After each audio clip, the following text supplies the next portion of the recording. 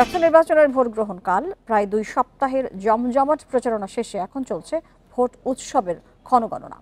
সুষ্ঠু ভোট আয়োজনে চূড়ান্ত প্রস্তুতি ব্যস্ত ঢাবি প্রশাসন। চলছে ভোট কেন্দ্র ও বুথ স্থাপনের কাজ। এদিকে ছাত্রদল সমর্থিত প্যানেলের ভিপি জিএস এজিএস প্রার্থীর ফেসবুক আইডি ডিসেবল হয়ে গেছে বলে অভিযোগ পাওয়া গেছে। নির্বাচনের আগের দিন সাইবার অ্যাটাক করার অভিযোগ ছাত্রদলের ভিপি প্রার্থী আবিদের। অন্য ছাত্র সংগঠনগুলোর প্রার্থীরাও নির্বাচনের সুষ্ঠু পরিবেশ নিয়ে শঙ্কায় রয়েছেন। অনেক প্রার্থী নির্বাচনী আচরণবিধি লঙ্ঘন করলেও তেমন কোনো ব্যবস্থা নেওয়া হচ্ছে না বলে অভিযোগ উঠেছে। নির্বাচনের কারচুপির শঙ্কার কথা জানিয়েছেন কোনো প্রার্থী, তবে জাল ভোট নিয়ে সতর্ক থাকার কথা জানিয়েছে বিশ্ববিদ্যালয় কর্তৃপক্ষ। নির্বাচন উপলক্ষে আজ রাত 8টা থেকে টানা 34 ঘন্টা ঢাকা বিশ্ববিদ্যালয়ের সব প্রবেশ পথ সর্বসাধারণের জন্য বন্ধ থাকবে। ডাকসুর জন্য 5টি ব্যালট দিবে আর আমাদের হলের জন্য একটি, মোট 6টি পেজ দেওয়া হবে। দেন সবগুলো নিয়ে এসে এখানে ঢুকবে, বুথে ঢুকে সেখানে পেন দেওয়া আছে, তার মধ্যে সে ক্রস, যেই প্রার্থীকে সে পছন্দ করবে তাকে নিয়ে এটা ক্রস চিহ্ন দিবেন, ভোট দিবেন। ভোট দেওয়া শেষ, মাঝখানে আমাদের থাকবে ডাকসুর ব্যালট বক্স, হলের ব্যালট বক্স, যেটা সেখানে জমা দিয়ে জাস্ট এখান থেকে চলে যাবে। ডাকসু নির্বাচনের শেষ মুহূর্তের প্রস্তুতি নিয়ে আরো জানাতে ঢাকা বিশ্ববিদ্যালয় থেকে যোগ দিচ্ছেন সহকর্মী নূরে আলম। নূরে আলম, জানতে চাই আগামীকাল ভোট একদম সবশেষ প্রস্তুতি কেমন দেখছেন? কতটা প্রস্তুত ডাকসু নির্বাচনের জন্য?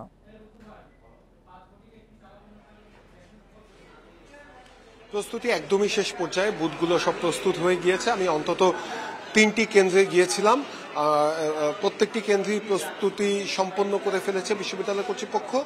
সকাল 8টা থেকে বিকেল 4টা পর্যন্ত ভোট গ্রহণ চলবে। গতকাল পর্যন্ত বুথ ছিল 710টি, পরে 100টি বুথ বাড়িয়ে 810টি বুথ করা হয়েছে। বিশ্ববিদ্যালয় কর্তৃপক্ষ বলছে যে নির্দিষ্ট সময়ের মধ্যেই সকল শিক্ষার্থীর ভোট গ্রহণ শেষ করা যাবে। এরপরও যদি ভোটার থাকে তাহলে যতক্ষণ পর্যন্ত ভোটার থাকবে ততক্ষণ পর্যন্ত ভোট গ্রহণ চলবে। আমি শিক্ষার্থীদের সাথে কথা বলছিলাম, ডাকসু নির্বাচনকে কেন্দ্র করে তারাও খুবই আনন্দিত। আগামীকাল তারা ভোটের মাধ্যমে তাদের নেতৃত্ব নির্বাচন করবেন। শিক্ষার্থীরা যেটি বলছেন, ঢাকা বিশ্ববিদ্যালয়ে নানা সমস্যায় জর্জরিত রয়েছে।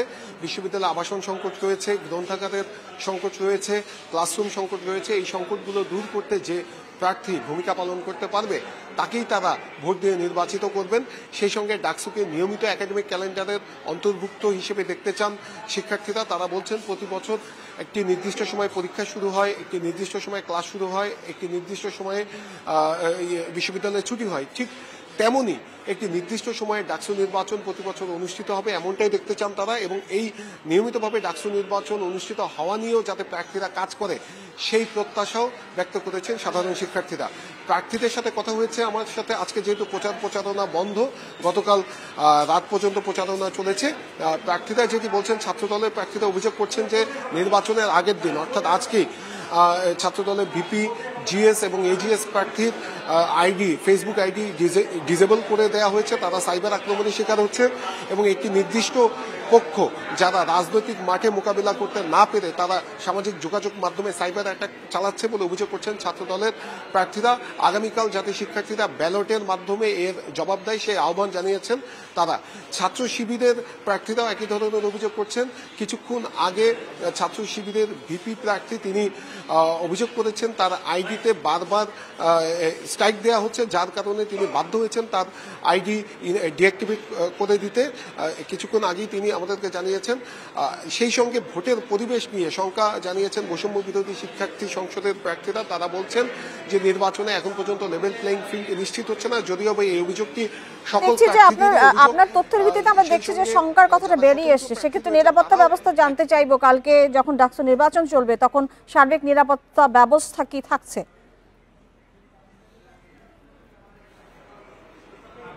কঠোর নিরাপত্তা ব্যবস্থা নেওয়া হয়েছে। আজকের রাত থেকেই ঢাকা বিশ্ববিদ্যালয় ক্যাম্পাস সংরক্ষিত করে ফেলা হচ্ছে এবং এটি একদম 10 তারিখ সকাল 6টা পর্যন্ত ঢাকা বিশ্ববিদ্যালয় ক্যাম্পাসে বহিরাগতদের প্রবেশ একদম নিষিদ্ধ আমরা দেখেছি। পুলিশের ডিএমপির পক্ষ থেকে একটি বুথ স্থাপন করা হয়েছে ডাচের সামনে, সেখানে পুলিশের উপস্থিতি রয়েছে, সেখানে পুলিশ থাকবে। বৈধ অস্ত্র অর্থাৎ আইন শৃঙ্খলা রক্ষাকারী বাহিনী ছাড়া কেউ অস্ত্র নিয়ে ক্যাম্পাসে প্রবেশ করতে পারবেন না। সেই সঙ্গে জাল ভোট ঠেকানোর জন্য বিশ্ববিদ্যালয় কর্তৃপক্ষ এখন থেকেই সতর্ক অবস্থানে রয়েছে। এখানে আমি একটু বলে নেই, সামাজিক যোগাযোগ মাধ্যম দেখলে মনে হতে পারে যে ডাকসু নির্বাচনকে কেন্দ্র করে ক্যাম্পাসে উত্তপ্ত পরিবেশ বিরাজ করছে, কিন্তু বাস্তবতা হচ্ছে পুরোপুরি ভিন্ন। আমরা দেখছি ক্যাম্পাস পুরোপুরি শান্ত অবস্থায় রয়েছে। সেই সঙ্গে গত 2 সপ্তাহ ধরে যে প্রার্থীরা প্রচারণা চালিয়েছে, সেখানে প্রত্যেক প্রার্থীর মধ্যে পারস্পরিক যে শ্রদ্ধাবোধ ছিল সেটি বাংলাদেশের ইতিহাসে দৃষ্টান্তমূলক। আমরা দেখেছি একজন প্রার্থী অপর প্রার্থীকে সম্মান জানাচ্ছেন এবং কোনো ধরনের অনাকাঙ্ক্ষিত ঘটনা ছাড়াই প্রচারণা শেষ হয়ে গিয়েছেন। পারস্পরিক শ্রদ্ধাবোধের যে বিষয়টি, সেটিকে শিক্ষার্থীরা খুব ভালোভাবে দেখছেন। অর্থাৎ ফেসবুকে যে চিত্র দেখা যাচ্ছে, বাস্তব চিত্র হচ্ছে পুরোপুরি ভিন্ন। এখন পর্যন্ত ক্যাম্পাসের পরিবেশ শান্ত এবং ক্যাম্পাসে সুষ্ঠু পরিবেশ, ভোটের পরিবেশ, প্রার্থীদের মধ্যে যে ভোটের আমেজ সেটি বিরাজ করছে। মানে কোনো ধরনের আপনার মাধ্যমে আমরা এই ডাকসু নির্বাচনের যে সার্বিক প্রস্তুতি সেটি সম্পর্কে জানলাম। অনেক ধন্যবাদ আপনাকে আমাদের সাথে যুক্ত হওয়ার জন্য। জাহাঙ্গীরনগর বিশ্ববিদ্যালয় কেন্দ্রীয় শিক্ষার্থী সংসদ ডাকসু নির্বাচন উপলক্ষে প্রচারণায় ব্যস্ত সময় কাটাচ্ছেন বিভিন্ন প্যানেলের প্রার্থীরা। 11তম দিনের প্রচারণায় বিভিন্ন হলে এবং অনুষদে ছুটে বেড়াচ্ছেন তারা। সকাল থেকে ক্যাম্পাসের বিভিন্ন পয়েন্টে গিয়ে ভোটারদের সাথে দেখা করে ভোট চাইছেন প্রার্থীরা। কোনো প্রার্থী ভোট চাইতে ছুটে যাচ্ছেন বিভিন্ন অনুষদে, কেউ ছুটছেন হলগুলোতে। আর একদিন পরেই শেষ হবে ডাকসু নির্বাচনের প্রচারণা প্রায় শেষ জানিয়ে নিজেদের জয়ের ব্যাপারে আশাবাদ জানিয়েছেন প্রার্থীরাও। ভোটাররাও যথেষ্ট সাড়া দিচ্ছেন বলে জানান তারা। 33 বছর পর 11ই সেপ্টেম্বর হতে যাচ্ছে ডাকসু নির্বাচনের ভোট গ্রহণ। মঙ্গলবার রাত 12টা পর্যন্ত প্রচারণা চালাতে পারবেন প্রার্থীরা। ভোটারদের কাছে পৌঁছানোর ক্ষেত্রে কিছু প্রতিবন্ধকতা আমি ফেস করেছি, যেটা নিয়ে মানে ইতোমধ্যে অনেক অভিযোগ এসেছে। তো সেগুলো যদি শিথিল করা যেত, আমার মনে হয় আমি আরো ভালো মতো প্রচার করতে পারতাম এবং আরো ভালো সাড়া পেতে পারতাম। আমি বিশ্বাস করি যে শিক্ষার্থীরা যদি তাদের যোগ্য প্রতিনিধি এই ডাকসুতে বেছে নিতে পারে, তাহলে ইনশাআল্লাহ জাহাঙ্গীরনগরের পরিবর্তন হবে। জাহাঙ্গীরনগর বিশ্ববিদ্যালয় কেন্দ্রীয় শিক্ষার্থী সংসদ ডাকসু নির্বাচন ঘিরে প্রচারণায় ব্যস্ত প্রার্থীরা। এই নিয়ে জানাতে যুক্ত হবেন সহকর্মী রুবেল আহমেদ। রুবেল, জানতে চাই যে ডাকসু নির্বাচন তো 11 সেপ্টেম্বর হতে যাচ্ছে, সার্বিকভাবে প্রচারণা কেমন এবং সার্বিক পরিবেশ কেমন বিশ্ববিদ্যালয়ের?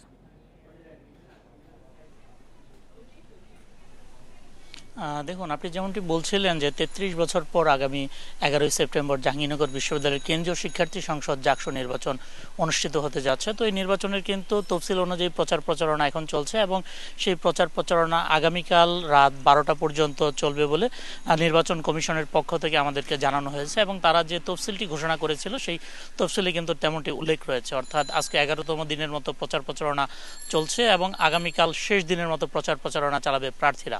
গত কয়েকদিন মতো আজকে সকাল থেকেও আমরা প্রার্থীদেরকে ভোটারদের কাছে যেতে দেখেছি। আমরা দেখতে পেয়েছি ক্যাম্পাসের যে বিভিন্ন গুরুত্বপূর্ণ পয়েন্ট রয়েছে, যেখানে শিক্ষার্থীদের সমাগম বিষয়, সেখানে কিন্তু প্রার্থীরা শিক্ষার্থীদের সাথে দেখা করেছেন, তাদের ব্যালট নাম্বার কিন্তু শিক্ষার্থীদের কাছে পৌঁছে দিয়েছেন এবং শিক্ষার্থীদের কাছে ভোট প্রার্থনা করেছেন। এবং আমরা এর বাইরেও দেখতে পেয়েছি অনেক প্রার্থী কিন্তু বিভিন্ন অনুষদগুলোতে ছুটে গিয়েছেন। সেখানে কিন্তু যে সকল শিক্ষার্থীরা অনুষদে ছিল তাদের সাথে তারা কথা বলেছেন, বিভিন্ন ধরনের আশ্বাস দিয়েছেন এবং তারা নির্বাচিত হতে পারলে ক্যাম্পাসকে কিভাবে শিক্ষার্থী বান্ধব একটি ক্যাম্পাস হিসেবে গড়ে তুলবেন সেই বিষয়গুলো নিয়ে কিন্তু তারা শিক্ষার্থীদের সাথে কথা বলেছেন। নানা সমস্যার কথা কিন্তু শিক্ষার্থীরাও বলেছেন, তারা সেই কথাগুলো শুনেছেন এবং নির্বাচিত হওয়ার পরে সেগুলো বিশ্ববিদ্যালয় প্রশাসনের সাথে আলাপ আলোচনা করে এই প্রচারণায় যারা প্যানেলগুলো আছে, যাদের প্রতিনিধিরা আছেন, তারা কি আচরণবিধি কতটুকু মানছেন বা কোনো ধরনের অভিযোগ কি উঠছে তাদের প্রচারণায়?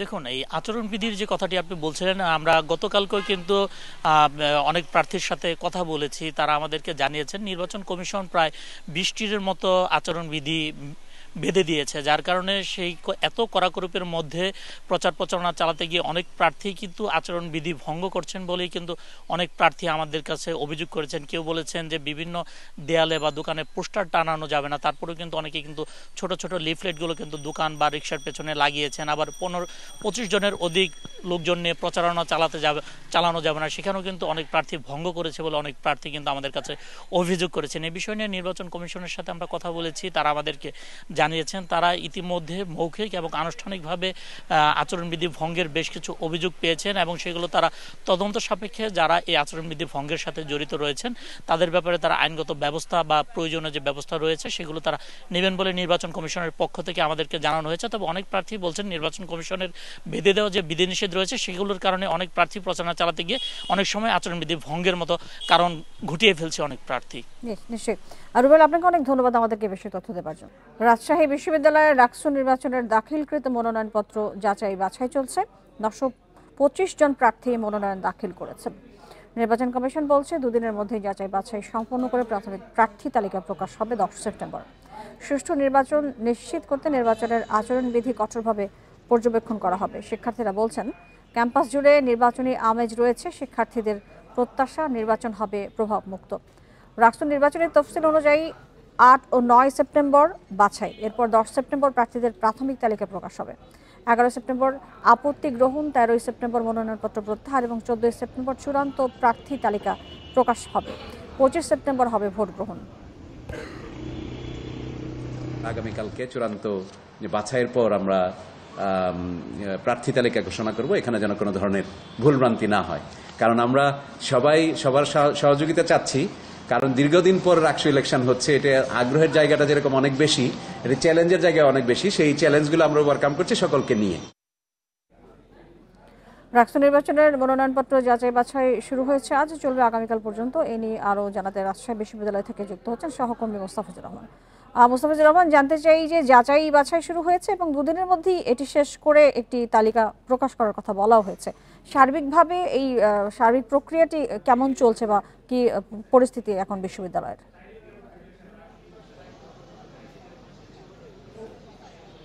দেখুন, দীর্ঘদিন পর অর্থাৎ 35 বছর পর রাজশাহী বিশ্ববিদ্যালয়ে অর্থাৎ রাকসু নির্বাচন অনুষ্ঠিত হতে যাচ্ছে এবং রাকসু নির্বাচন অনুষ্ঠিত হতে গিয়ে বেশ কিছু চড়াই উতরাই পের হতে হয়েছে। অর্থাৎ এখানে নির্বাচন কমিশনকে কয়েকটি ধাপ পের হতে হয়েছে।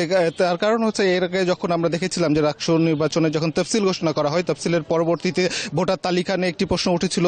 সেই সাথে এখানে প্রশ্ন উঠেছিল যারা প্রথম বর্ষের শিক্ষার্থী তাদের অন্তর্ভুক্তিকরণের একটি বিষয় এসেছিল এবং এইগুলো নিয়ে বেশ ঘোলাটে পরিস্থিতি তৈরি হয়েছিল। সর্বশেষ এই শিক্ষার্থীদের বিভিন্ন ছাত্র সংগঠন যারা রয়েছে তাদের দাবির পরিপ্রেক্ষিতে বিশ্ববিদ্যালয় অর্থাৎ রাকসু কমিশন তারা একটি সিদ্ধান্তে উপনীত হয় এবং তারা শিক্ষার্থীদের যে যৌক্তিক দাবিগুলো ছিল সেই যৌক্তিকতার ভিত্তিতে দাবিগুলো তারা পূরণ করেন এবং সর্বশেষ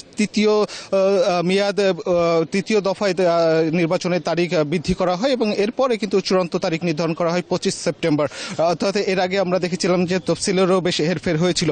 এখন পর্যন্ত যেটি চলছে, অর্থাৎ এখন বলা যেতে পারে পুরো ক্যাম্পাস জুড়ে নির্বাচনী আমেজ বিরাজ করছে এবং এরপরেও আমরা দেখেছি যে বিভিন্ন যে ছাত্র সংগঠনগুলো রয়েছে এখানে ছাত্র দল থেকে শুরু করে ছাত্র শিবির তারা গতকালকেই তাদের যে প্যানেল সেটি তারা এখানে সংবাদ সম্মেলন করে জানান দিয়েছেন। সেই সাথে বিভিন্ন যে ছাত্র সংগঠনগুলো রয়েছে, বাম সংগঠনগুলো রয়েছে, তারাও কিন্তু তাদের প্যানেলগুলোর জানান দিচ্ছে এবং তারা কোন পদে কে ভিপি পদে কে দাঁড়াচ্ছেন, বিজেএস পদে কে দাঁড়াচ্ছেন, এইসব অন্যান্য পদগুলোতে তারা দাঁড়াচ্ছেন। এই নির্বাচনকে ঘিরে সাধারণ যারা শিক্ষার্থী যারা এত বছর পরে এই নির্বাচন পেতে যাচ্ছেন তাদের আসলে প্রতিক্রিয়া কি?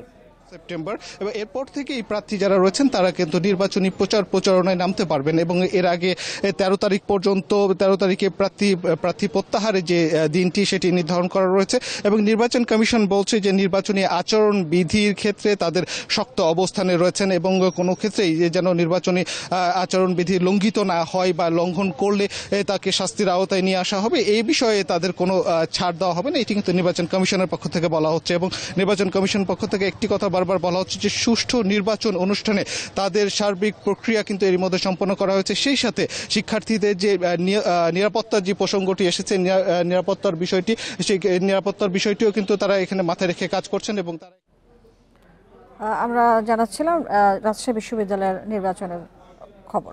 চলে যাচ্ছি পরের খবরে। বাগেরহাটের 4টি সংসদীয় আসন পুনর্বহালের দাবিতে সকাল সন্ধ্যা হরতাল চলছে। সর্বদলীয় সম্মিলিত কমিটির ডাকে ভোর 6টা থেকে শুরু হয় হরতাল।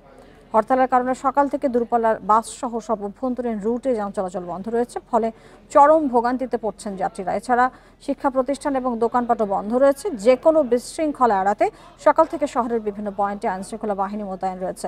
জেলা প্রশাসকের কার্যালয়ে তালা দিয়েছে আন্দোলনকারীরা। বাগেরহাটের 4টি সংসদীয় আসনের মধ্যে একটি কমিয়ে 3টি সংসদীয় আসন করে নির্বাচনী সীমানার চূড়ান্ত গেজেট প্রকাশ করে ইসি। এর প্রতিবাদ এবং 4টি আসন বহাল রাখার দাবিতে বুধ ও বৃহস্পতিবার আবারও হরতালের ঘোষণা দেয় সর্বদলীয় সম্মিলিত কমিটি।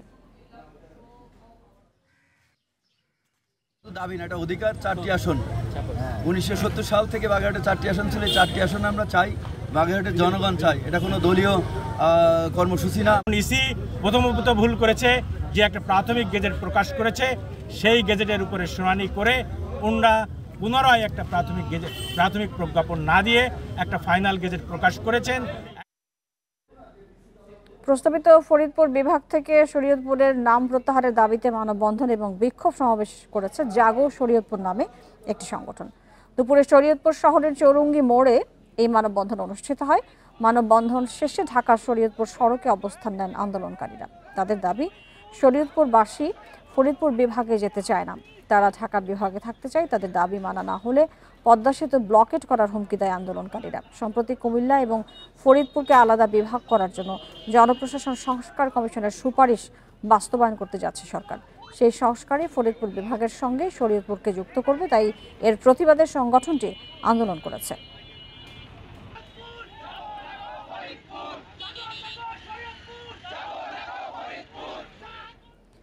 কুমিল্লা বিশ্ববিদ্যালয়ের ছাত্রী এবং তার মায়ের মরদেহ উদ্ধার করা হয়েছে নগরীর কালিয়াজুড়ি থেকে। ভোরে একটি ভাড়া বাসা থেকে দুজনের মরদেহ উদ্ধার করা হয়।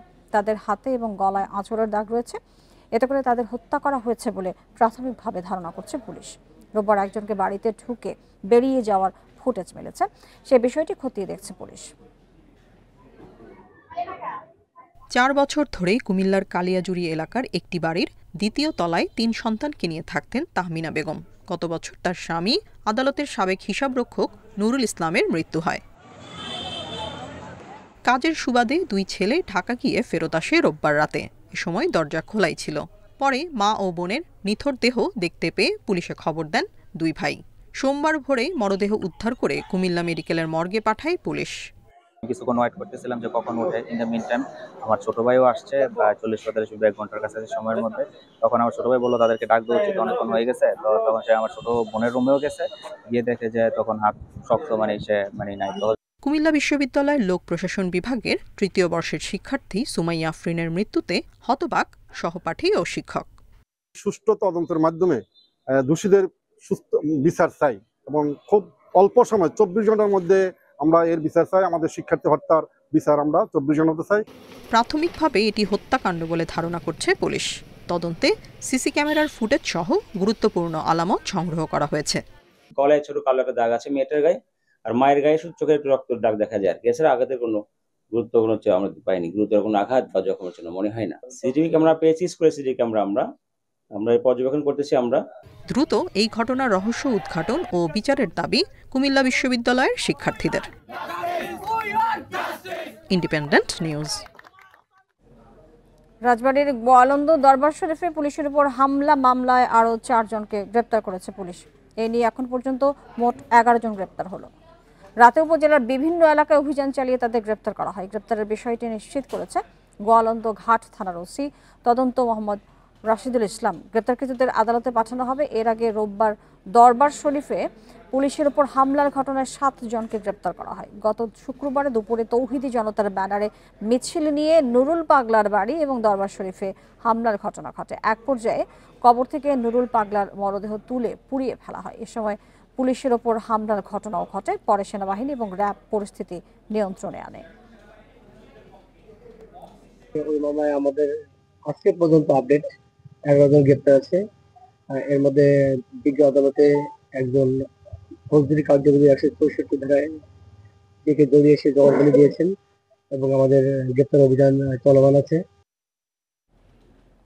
রাজবাড়ীতে তৌহিদি জনতার ব্যানারে মিছিল নিয়ে নুরাল পাগলাকে ওরফে নুরুল হকের বাড়ি এবং দরবার শরীফে হামলার ঘটনাস্থল পরিদর্শন করেছেন ঢাকা রেঞ্জের অতিরিক্ত ডিআইজি মোহাম্মদ সিদ্দিকুর রহমান।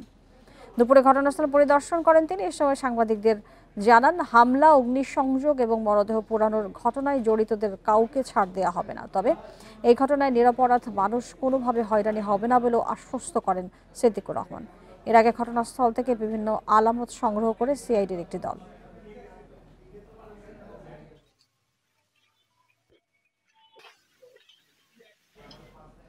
সামাজিক যোগাযোগ মাধ্যম ফেসবুকে আপত্তিকর পোস্ট দেয়াকে কেন্দ্র করে চট্টগ্রামের হাটহাজারীতে সংঘর্ষের ঘটনায় দায়িত্ব অবহেলার দায়ে থানার ওসি আবু কাউসার মাহমুদকে প্রত্যাহার করা হয়েছে। সোমবার তাকে প্রত্যাহারের বিষয়টি নিশ্চিত করেন সার্কেল এসপি কাজী তারেক আজিজ। তার পরিবর্তে দায়িত্ব দেওয়া হচ্ছে থানার পরিদর্শক মোস্তাক আহমেদকে। রোববার বিকেলে দারুল উলুম মঈনুল ইসলাম হাটহাজারী বড় মাদ্রাসার শিক্ষার্থীদের ওপর হামলার ঘটনায় ওসির নীরব ভূমিকার অভিযোগে তাকে প্রত্যাহারের দাবিতে সংবাদ সম্মেলন করে মাদ্রাসা কর্তৃপক্ষ।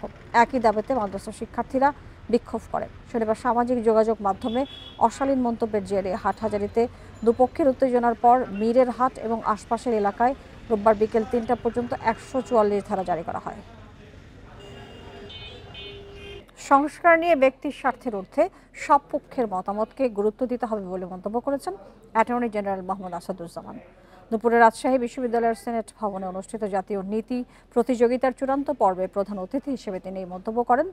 বলেন, জুলাই বিপ্লবের চেতনাকে বৃথা যেতে দেওয়া হবে না। একটি সাংবিধানিক কাঠামো গড়ে তোলা হবে যেখানে থাকবে ন্যায় বিচার এবং ভোটাধিকার। এছাড়া ৭১ এবং জুলাই ২৪ সাংঘর্ষিক কোনো বিষয় নয়। ৭১-এর ধারাবাহিকতাকেই ২৪ এসেছে। খুন গুমের সাথে জড়িত ব্যক্তির পাশাপাশি অপরাধেরও বিচার হবে বলে জানান তিনি।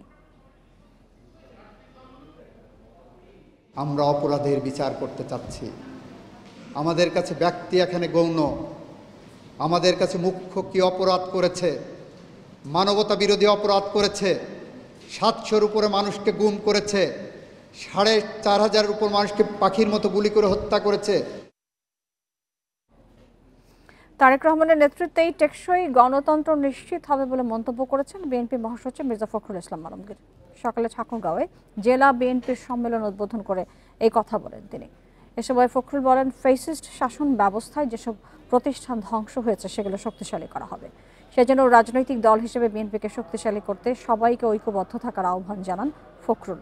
সম্মেলনে প্রধান অতিথি হিসেবে দলের ভারপ্রাপ্ত চেয়ারম্যান তারেক রহমান কিছুক্ষণের মধ্যে ভার্চুয়ালি যুক্ত থাকবেন বলে জানা গেছে। সম্মেলনে ভোটার রয়েছেন ৮০৮ জন। শুধুমাত্র সাধারণ সম্পাদক পদে নির্বাচন হবে, যেখানে প্রতিদ্বন্দ্বিতা করছেন ৩ জন প্রার্থী। ২০১৭ সালের ৩১ ডিসেম্বর সবশেষ ঠাকুরগাঁও জেলা বিএনপির সম্মেলন হয়েছিল। যে ফ্যাসিস্ট শাসনে যখন বাংলাদেশ তছনছ হয়ে গেছে, ভেঙে গেছে, প্রতিটি প্রতিষ্ঠান ভেঙে গেছে, সেটাকে আবার নতুন করে গড়ে তোলবার জন্যে, বাংলাদেশের রাজনৈতিক কাঠামো নতুন করে গড়ে তোলার জন্যে, বাংলাদেশের অর্থনীতিকে নতুন করে গড়ে তোলবার জন্যে ৩১ দফা কর্মসূচি প্রণয়ন করেছে। বাংলাদেশের জনগণের কল্যাণে কাজে লাগানোর জন্য আমরা রাজনৈতিক দল বিএনপিকে শক্তিশালী করি। বকেয়া বেতনের দাবিতে গাজীপুর এবং দিনাজপুরে বিক্ষোভ করেছেন শ্রমিকরা। ১ মাসের বকেয়া বেতনের দাবিতে গাজীপুরের বাসন সড়ক এলাকায় বিক্ষোভ করেন অ্যালিফ ক্যাজুয়াল কারখানার শ্রমিকরা। সকাল ৮:৩০ দিকে ঢাকা ময়মনসিংহ মহাসড়ক প্রায় আধা ঘন্টা অবরোধ করে রাখেন তারা। এতে যান চলাচল বন্ধ হয়ে যায়। এ সময় শিল্প পুলিশের সাথে শ্রমিকদের ধাওয়া পাল্টা ধাওয়ার ঘটনা ঘটে। আহত হন শিল্প পুলিশের ৫ সদস্য এবং ২০ জন শ্রমিক। পুলিশ টিয়ারশেল নিক্ষেপ করে তাদের ছত্রভঙ্গ করে দেয়। পরে পরিস্থিতি নিয়ন্ত্রণে আনে। এদিকে বকেয়া বেতন পরিশোধ সহ ২৬ দফা দাবিতে ৩ ঘন্টা সড়ক অবরোধ করে বিক্ষোভ করেন দিনাজপুরের চিরির বন্দর ট্রিলিয়ন গোল্ড লিমিটেডের শ্রমিকরা। এ সময় দিনাজপুর রংপুর মহাসড়কে তীব্র যানজট সৃষ্টি হয়। পরে পুলিশের আশ্বাসে অবরোধ তুলে নিলে যান চলাচল স্বাভাবিক হয়।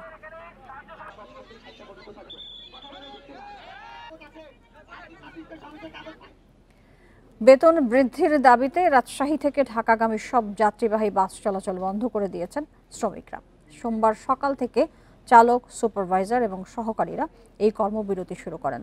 হঠাৎ করে বাস চলাচল বন্ধ হওয়ায় চরম ভোগান্তিতে পড়েন ঢাকাগামী সাধারণ যাত্রীরা। দুপুরে আন্দোলনকারীরা ঢাকা রুটে চলাচলকারী বাস কাউন্টারের সামনে বিক্ষোভ করেন। এ সময় তারা জানান, দীর্ঘদিন ধরে রাজশাহী ঢাকা রুটে বাস স্টাফদের বেতন অস্বাভাবিকভাবে কম। বাস চালক এবং শ্রমিকরা যে বেতন পান তাতে তাদের সংসার চালাতে হিমশিম খাচ্ছেন। দাবি আদায় না হলে কর্মবিরতি চালিয়ে যাবার ঘোষণা দেবেন তারা। তবে সকাল থেকে শুধুমাত্র একতা পরিবহনের বাস চলাচল স্বাভাবিক রয়েছে।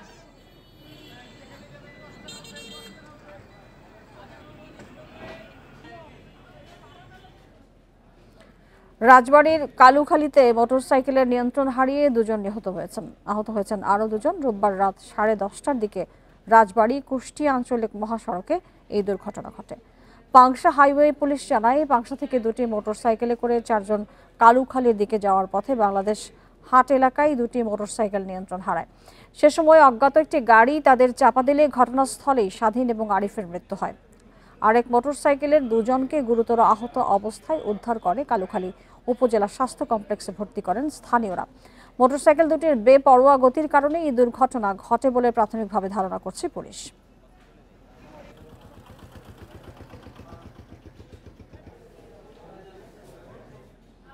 কক্সবাজারের সমুদ্রে নেমে নিখোঁজের 15 ঘন্টা পর কলেজ শিক্ষার্থী জুহায়ের আইমানের মরদেহ উদ্ধার করা হয়েছে। সোমবার সকালে সমিতিপাড়া এলাকার সৈকত থেকে তার মরদেহ উদ্ধার করে লাইফগার্ড সদস্যরা। বিষয়টি নিশ্চিত করে জেলা নির্বাহী ম্যাজিস্ট্রেট সহকারী কমিশনার মোহাম্মদ আজিম খান। তিনি জানান, বগুড়া থেকে বেড়াতে আসা কলেজ শিক্ষার্থী রোববার দুপুরে সৈকতের লাবণী পয়েন্টে গোসলে নামেন। এ সময় ঢেউয়ের ধাক্কায় 3 জন সাগরে ডুবে যান। লাইফগার্ড সদস্যরা 2 জনকে জীবিত উদ্ধার করলেও আয়মান নিখোঁজ ছিলেন। পরে সোমবার সকালে আয়মানের মরদেহ উদ্ধার করা হয়। আইনি প্রক্রিয়া শেষে মরদেহ বগুড়া নিয়ে যাবেন স্বজনরা।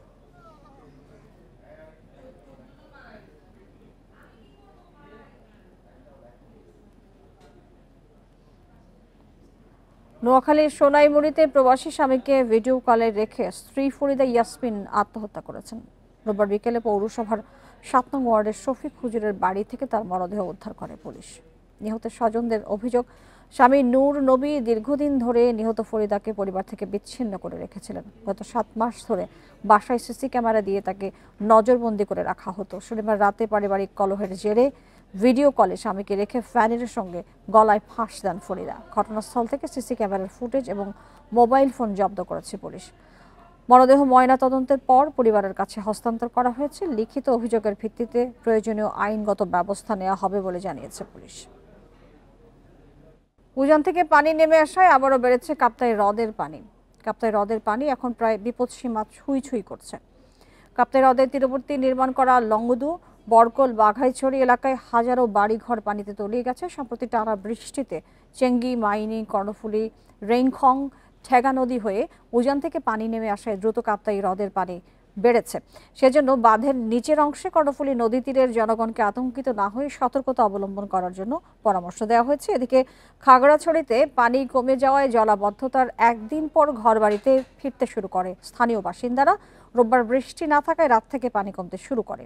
এদিকে কাপ্তাই লেকের পানি বেড়ে যাওয়ায় মহালছড়ি উপজেলার মোবাছড়ি সড়ক ডুবে যানবাহন চলাচল ব্যাহত হচ্ছে।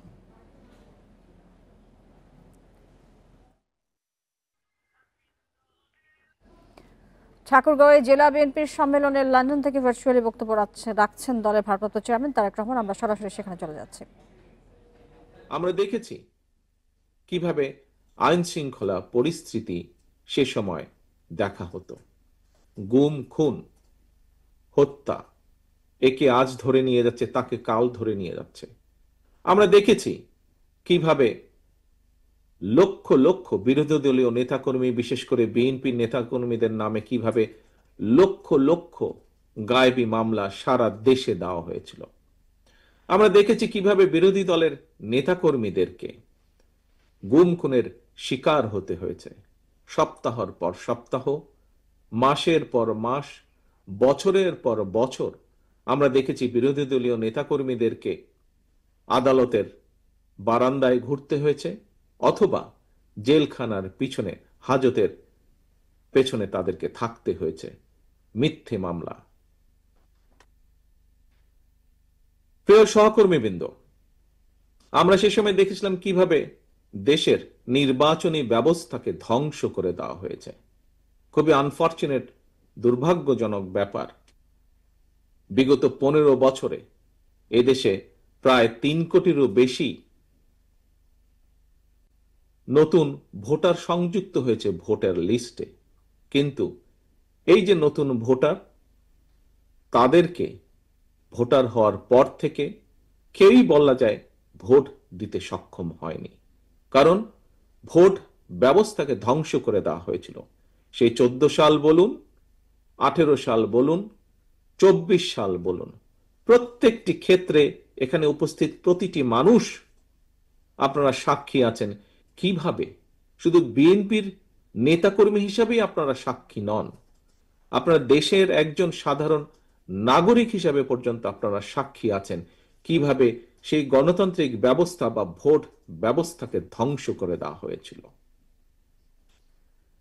অর্থাৎ দেশে মানুষের কথা বলার অধিকার, ভোটের অধিকারকে কিভাবে ধ্বংস করে দেওয়া হয়েছিল।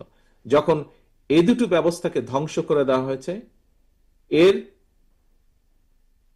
রিয়াকশন হিসেবে প্রত্যেকটি জায়গায়, সেটি শিক্ষা ব্যবস্থা বলুন, অর্থনৈতিক ব্যবস্থা বলুন, যাই বলুন না কেন, সমাজের বিভিন্ন ব্যবস্থা বলুন, প্রত্যেকটি ব্যবস্থা ধ্বংস করে দেওয়া হয়েছিল। প্রিয় সহকর্মীবৃন্দ, 1971 সালে লক্ষ প্রাণের বিনিময় আমরা বাংলাদেশের স্বাধীনতা অর্জন করেছি। বাংলাদেশের মানুষের প্রত্যাশা ছিল যে তাদের প্রত্যাশিত একটি বাংলাদেশ ধীরে ধীরে গড়ে উঠবে।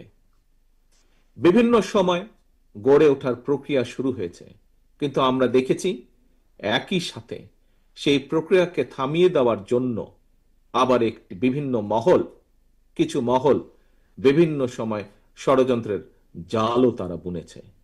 কখনো তারা সফল হয়েছে, কখনো তারা ব্যর্থ হয়েছে। দেশের জনগণ সকল ষড়যন্ত্রের জাল ছিন্ন করে বেরিয়ে এসেছে। প্রিয় সহকর্মীবৃন্দ, শুধু 71 সালেই নয়, এই যে বললাম বিভিন্ন সময় ষড়যন্ত্রকারীদের জাল বিভিন্নভাবে তারা বিস্তার করার চেষ্টা করেছিল। এইভাবে গণতন্ত্রের ত্রুটিকে চেপে ধরার জন্য তাদের প্রচেষ্টা অব্যাহত ছিল এবং বিএনপি সহ আরো অনেকগুলো বাংলাদেশের গণতান্ত্রিক রাজনৈতিক দল রাজপথে বিভিন্ন সময় সোচ্চার হয়েছে দেশের জনগণের রাজনৈতিক অধিকারকে, কথা বলার অধিকারকে প্রতিষ্ঠিত করার জন্য। এবং তার ফলশ্রুতিতে আমরা দেখেছি যারা স্বৈরাচার ছিল, যারা চেষ্টা করেছিল। আমরা শুনছিলাম ঠাকুরগাঁও জেলা বিএনপির সম্মেলনে লন্ডন থেকে ভার্চুয়ালি যুক্ত হয়ে কথা বলছিলেন তারেক রহমান। চলে যাচ্ছে পরের খবরে। চট্টগ্রামে পরিত্যক্ত প্লাস্টিকের বিনিময়ে স্বাস্থ্য সেবা কার্যক্রম শুরু করেছে স্বেচ্ছাসেবী সংগঠন বিদ্যানন্দ ফাউন্ডেশন। সকালে নগরের 16 শহর কসমোপলিটন আবাসিক এলাকায় এই কার্যক্রমের উদ্বোধন করেন সিটি মেয়র চিকিৎসক শাহাদাত হোসেন। এরপর পরিত্যক্ত প্লাস্টিকের বিভিন্ন বর্জ্য নিয়ে স্বাস্থ্যসেবা কেন্দ্রে হাজির হন নানা বয়সী মানুষ। প্লাস্টিক জমা শেষে বুথে গিয়ে নেন স্বাস্থ্যসেবা। দেশকে প্লাস্টিক দূষণ থেকে বাঁচাতে এমন আয়োজন সহায়ক হবে বলে মনে করেন আয়োজকরা।